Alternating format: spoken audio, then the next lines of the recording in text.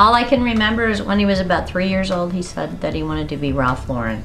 It was never a hobby or something I started and just threw away. It's always been around. It's many people's dream to move to a city like New York and be a fashion designer, be famous even. But now the people doing it, for those not in the circle, can be a bit of an anomaly to the public. But I think such a dream is very typical of any American dream. Work hard, believe in yourself, and success will come. Jay Ott was someone living that dream. So you love cardigans, or you love, yeah. Yeah, because it's just easy. But it's just, even without the sweater underneath it, I wear this like my coat anyway, so I normally have a cardigan underneath it, but it's just so comfortable, and it's double face, so it's just all finished on itself. He made his way from a small university in Ohio to the Big Apple, and was a coveted designer with an impressive brand list on his resume. The Brooklyn resident was just another artist grinding away when he made national news for his disappearance in 2014. Jay lived in the McKibben Lofts in Brooklyn. Some reports say the neighborhood is Bushwick, others Williamsburg. Those two neighborhoods are right next to each other, so there could be some overlap. He was reported missing on Monday, March 24th, when he did not show up to work. Friends and family put missing posters all around New York. His vanishing made the national news when his good friends, Mary-Kate and Ashley Olsen, tweeted asking for support in the search for him. My July '96 Vogue with Amber Valletta on the cover. Certain images just sort of started to change things, but it wasn't really till I moved to Pittsburgh after. Jay had worked on their brand The Row from 2008 to 2012, so long before it got to be a big deal. He was last seen at his Brooklyn apartment around 9:50 p.m. on March 22nd. Less than a week after his disappearance, the New York Police Department uncovered surveillance footage that showed the designer leaving his apartment in McKibben Lofts for the last time on March 23rd at 4:35 in the morning. A few hours later, at 5:02 in the morning, another surveillance camera captured him walking over the Williamsburg Bridge into Manhattan. These are the last known sightings of the designer. And there was one underneath the table. I grabbed it, put it on my head, and thought, holy shit, that's a good hat for me. And it's taking all these other elements I love, like architecture and graphic design and collage, and the way that a composition can be created on a body is really just delightful. So, was the creative genius seemingly gone under suspicious circumstances? I have to say, walking over the Williamsburg Bridge that early in the morning does indicate he was up to something his friends and family didn't know. But that's just my assumption. Jay Ott, whose legal name was James, was born in 1983 in Toledo, Ohio. In his early childhood, he moved around a lot in Ohio and later, around high school, settled in Pittsburgh, Pennsylvania. It was in the city of Pittsburgh he credited his spark for having a love of fashion, though his parents said it was always there. He began subscribing to Vogue and other fashion magazines around 7th grade. By the time he started high school, he was sketching designs and avidly watching fashion programs on TV. It was in high school he got his artist skills fired up. In sewing class, his sewing instructor remarked how devoted he was to the class. He was following her around to see how she supervised other students. Jay and his friends held lots of fashion shows, modeling each other's work, which were often just repurposed trash bags. Being rejuvenated.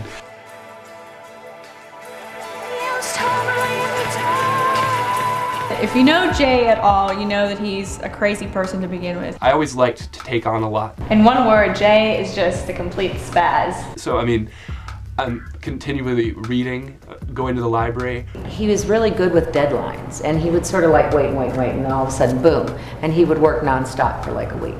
I've always put a lot of stress on myself, and when I'm not stressed, I feel uncomfortable. But the skill moved quickly beyond stapling scrap material. I know Pittsburgh isn't a big city, but there definitely are a lot of wonderful smaller art scenes in these mid-sized cities that can really spark and platform a very talented artist. So shout out to all the smaller cities out there. Jay returned to Ohio to attend the University of Cincinnati to study fashion. It was at the University of Cincinnati he was a star student and turned his talent into a real force to be reckoned with. Seriously, I can't emphasize enough how active he was on the college campus. A lot of what he did was front page news on the school newspaper, and he was doing some impressive stuff apart from getting straight A's. I mean, what to begin with all he got up to? What I find interesting is, at 22, he got a CFDA scholarship. Yes, that's CFDA. He was one of 4 winners. Interesting because the other winners were from more recognized fashion schools, including Parsons in New York, Otis in Los Angeles, and the Academy of Art University in San Francisco. And to be honest, a lot of the time students are selected to get awards or opportunities from schools based on just name recognition because they're in big glamorous cities.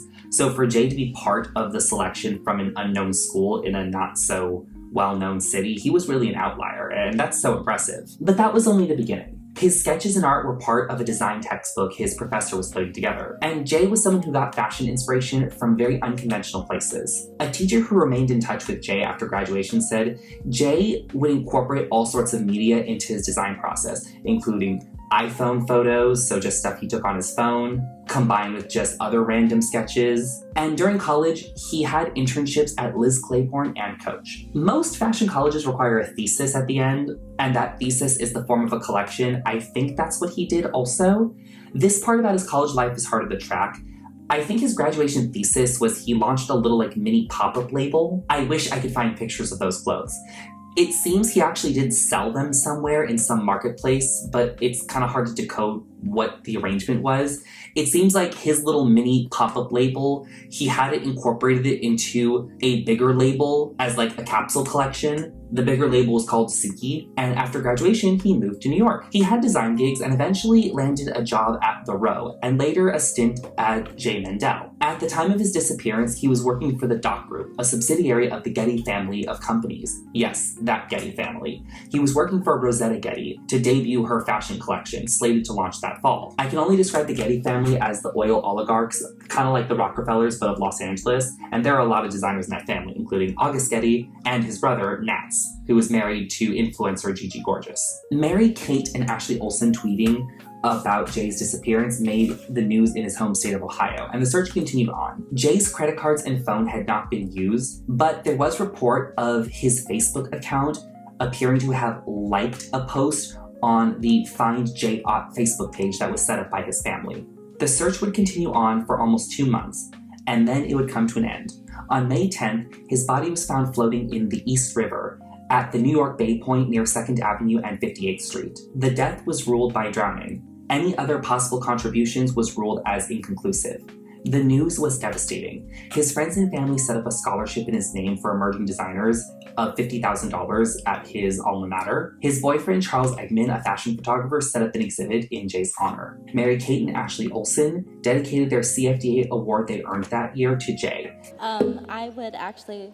We would like to dedicate this award to a dear friend of ours and a great fashion designer that we lost this year. His name was James Ott, and he was a dear friend of ours and a very big fan of all of you, so thank you. Thank you.